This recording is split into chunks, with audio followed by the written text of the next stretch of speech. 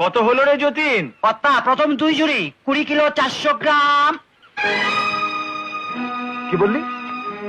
20 kilo? শালা দুটো জোয়ান মদ্য ঝুড়ি দুটো তুলতে হিমশিম খেয়ে গেল, আর বলিস কিনা 20 কিলো? আমি কি মিছে কথা কইছি নাকি?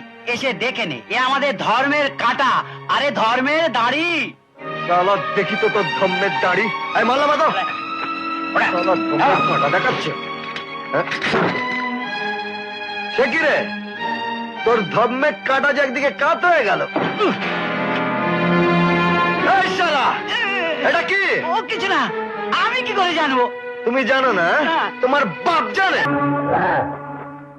চোখ কাকে রাঙাচ্ছ মহেশ মান্না?